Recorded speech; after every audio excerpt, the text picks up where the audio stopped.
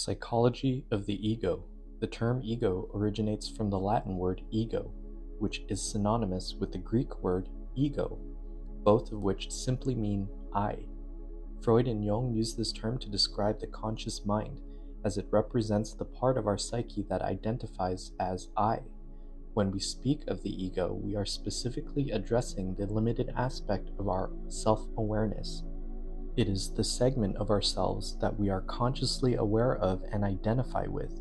We often assume that this I encompasses only the personality traits, values, and perspectives that are readily visible on the surface and within the ego's sphere of awareness, accessible to conscious thought.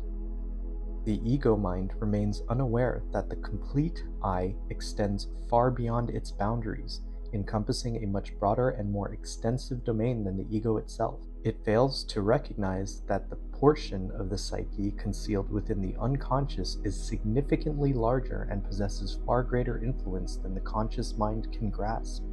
Our egos often perceive the unconscious as something external to ourselves, despite the fact that its contents exist deep within us. This is why people frequently express sentiments like, "I just wasn't myself when I did that."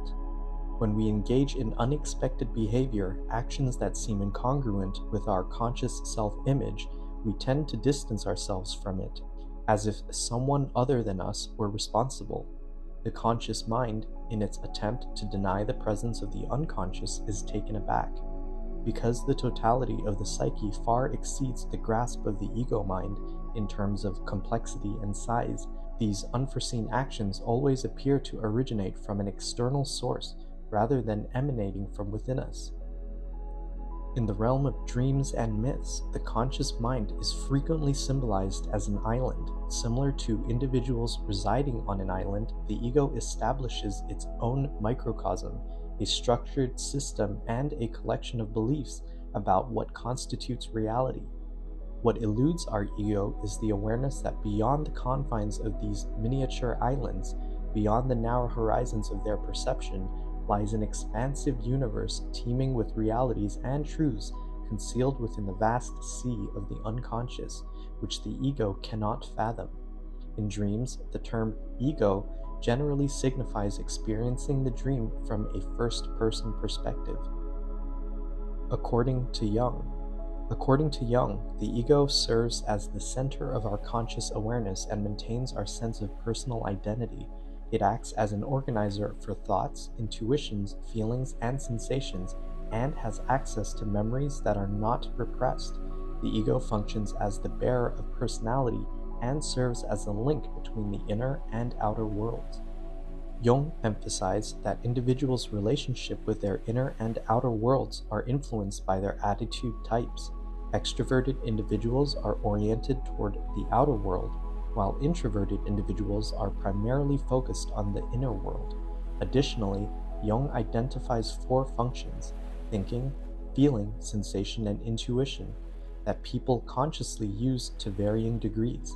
Each individual has a dominant function, but the overall attitude, introversion or extroversion, and less dominant functions also play a role, leading to different theoretical possibilities. The ego emerges from the self during early development and has an executive function. It perceives meaning and assesses value, contributing not only to survival, but also to making life meaningful. While the ego is an expression of the self, it is not identical to it, as the self is much greater. Jung uses the metaphor of the I to describe consciousness, highlighting its selective nature. Conscious orientation tends to be one-sided, excluding certain contents as irrelevant, which then sink into the unconscious. This exclusion creates tension, eventually leading to the unconscious breaking through in the form of dreams or images. The unconscious complex, in this context, serve as a balancing or supplementing force to conscious orientation. Jung viewed the ego as part of the psyche that interacts with the external world, processes sensory information, makes decisions, and exercises willpower. It is the ego that allows individuals to navigate their daily lives, make choices, and engage in conscious thought and action. However, Jung also emphasized that the ego is just one part of a broader psychological landscape. Beyond the ego lies the personal unconscious, which contains elements of an individual's personal history, memories, and experiences, including those that may be repressed or forgotten. Deeper still is the collective unconscious, a reservoir of shared universal human experiences and symbols, including archetypes. The ego is just one small portion of the self. Jung believed that consciousness is selective, and the ego is part of the self that selects the most relevant information from the environment and chooses a direction to take based on it, while the rest of the information sinks into the unconscious. It may, therefore, show up later in the form of dreams or visions, thus entering into the conscious mind. Jung believed that achieving psychological balance and wholeness required the ego to engage with and integrate aspects of the personal and collective unconscious. This process, known as individuation, allows individuals to become more self-aware, mature, and aligned with their true selves by acknowledging and integrating unconscious elements into their conscious identity. In this way, Jung's concept of the ego is intimately connected to his broader theories of the psyche and the journey towards self-realization. Ego and persona. The ego, in Jung's framework, is a fundamental aspect of the psyche. It represents the conscious mind, the center of our awareness, and our sense of individual identity. The ego is responsible for our everyday thoughts, decisions, and interactions with the external world. It acts as a coordinator between the conscious and unconscious realms, striving to maintain a sense of continuity and coherence in our experiences. Jung saw the ego as a necessary but limited part of the psyche, as it often operates within the boundaries of societal norms and expectations. In contrast, the persona is a social mask or facade that individuals develop to navigate the demands of society. It represents the image we present to others and the roles we adopt in various social contexts. The persona is not an authentic representation of the true self. Rather, it is a constructed identity shaped by cultural, social, and situational influences. It allows individuals to adapt to societal norms and expectations, facilitating social interactions and acceptance. However, the persona can also lead to a disconnection between the outer image and the inner self, potentially obscuring one's true identity.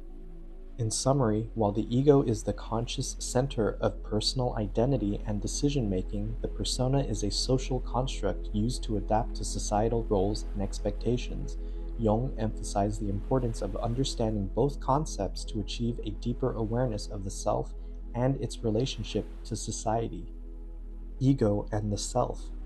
In contrast to the ego, the self is a deeper and more encompassing concept. It represents the totality of the psyche, both conscious and unconscious. The self is often depicted as a circle or mandala, symbolizing wholeness and completeness in dreams. It includes not only the ego, but also the personal unconscious and the collective unconscious, which contains archetypal elements shared by all of humanity. The self is the source of inner wisdom, individuation, and the realization of one's true potential. The key difference between the ego and the self lies in their scope and function. While the ego is focused on conscious awareness and personal identity, the self transcends individuality and encompasses the entirety of the psyche. Achieving individuation, according to Jung, involves a harmonious relationship between the ego and the self. It requires the ego to recognize and integrate unconscious elements such as archetypes and repressed material into conscious awareness. This process leads to a deeper and more authentic understanding of the self, aligning the individual with their true potential and a sense of wholeness. When the ego breaks, when the ego experiences a breakdown or crisis, it can have profound psychological and emotional effects on an individual. This ego breakdown is often referred to as an ego crisis, dissolution, or fragmentation.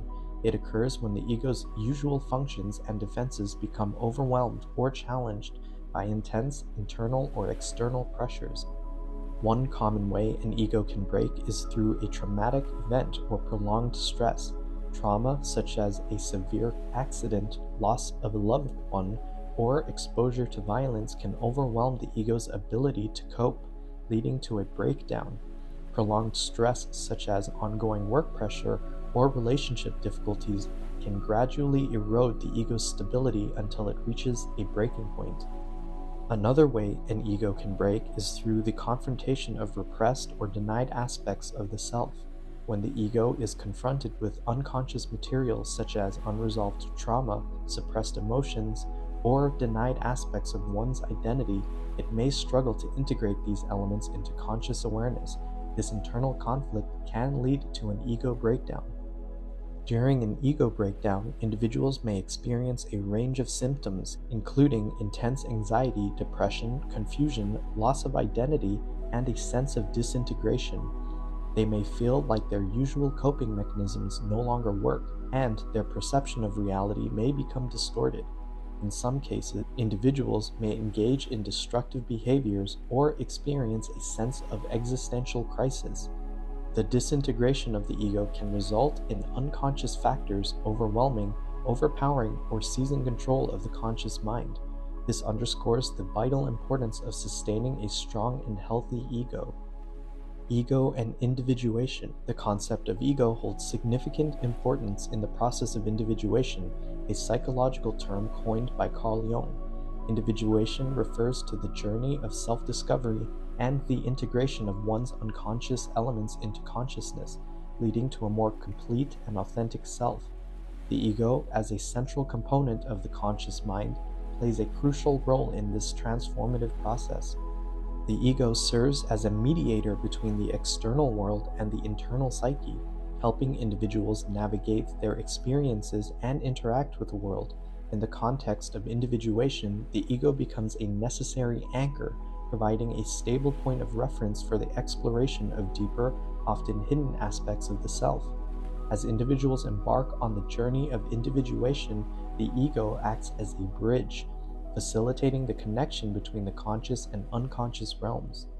Furthermore, the ego functions as a container for one's identity and personal narrative.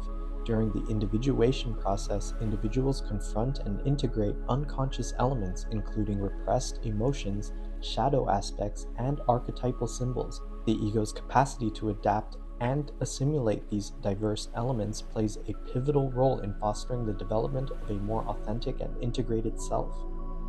The integration of the shadow stands out as indispensable for a robust ego. The shadow encapsulates the unconscious, often concealed and undesirable facets of one's psyche. By acknowledging and integrating these shadow elements, individuals can proactively prevent them from unconsciously influencing their behavior.